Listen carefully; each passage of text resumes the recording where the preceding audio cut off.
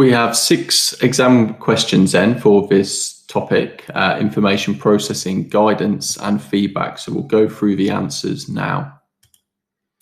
The first question on information processing is identify the missing stage of the basic information processing models. We've got input, decision making, we've got something missing, and then we've got feedback.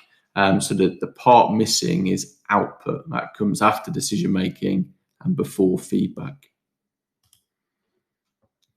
Using a named skill from a sport, explain what happens at the following stages of the basic information processing model. And we've got the input stage and the decision-making stage to discuss. So it's worth 4 marks. So there's 2 marks for input and 2 marks for decision-making.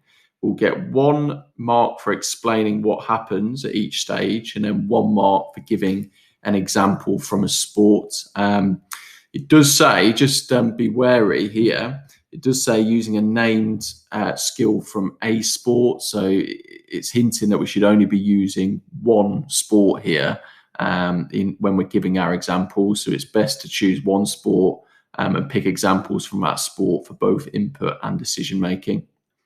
So for input, we could have said performer takes in information from the environment via their senses, so their sight or their hearing, touch, etc. And an example could have been, we've got here the sight of the ball in server's hand in tennis, or position of server on the court.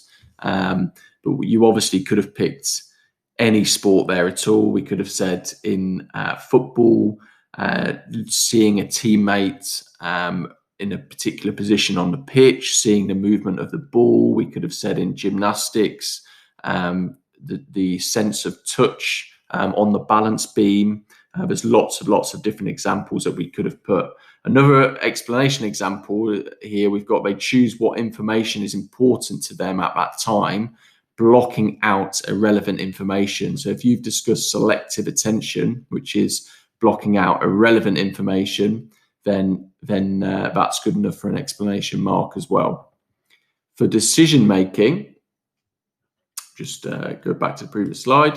Decision making, this is where the performer compares information within long-term memory with what is in short-term memory. So if you discussed in any way that at the decision-making stage, the performer must delve into what's in their long-term memory to help their decision, or their short-term memory, then that's okay for a mark.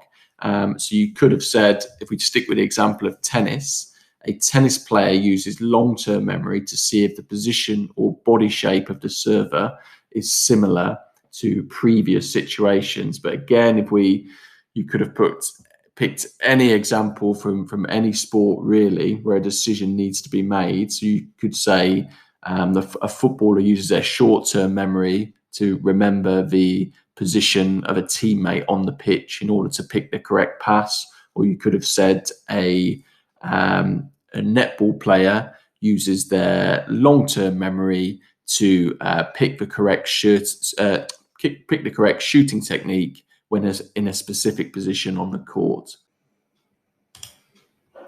Next question is on guidance. Explain why the golf coach would use the following types of guidance to improve Milo's performance. And we've got visual guidance and manual guidance. 4-mark questions, so there's 2 marks available for each type of guidance. For visual guidance, we could have said it allows quick and concise information to be given. So that's good for beginners, such as Milo. Or we could have said it provides a picture of the skill, or we could have mentioned a demonstration or a picture of the skill for Milo to copy. And for manual guidance, we could have said the coach physically guides Milo through the correct action, so he is aware of the correct technique. And the second point, so he starts to understand how the movement should feel, because he's obviously getting that physical manual guidance, putting him in the right position for the golf shot, so he understands how the movement of the swing should work. Which one of these is an example of mechanical guidance? The answer is going to be C. So using a trampoline harness to practice a front somersault, because the harness will put a gymnast or a trampolinist into the correct position. So it's mechanical guidance. Which one of these types of feedback should coaches avoid using with a beginner?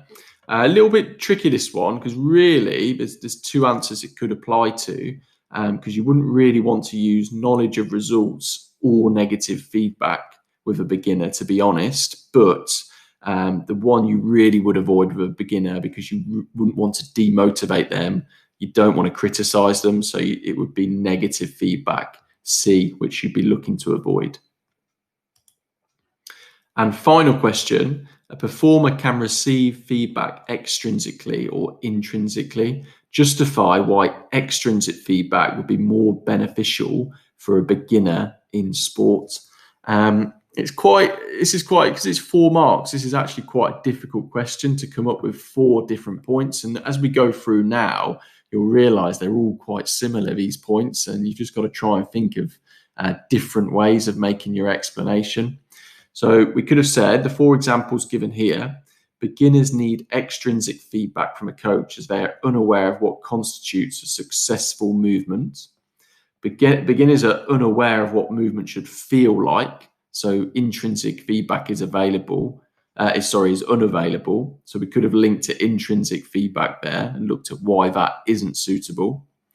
Beginners do not have the knowledge to identify what needs to be worked on to perform a successful movement. So a similar answer again, but finding a different way to get that across.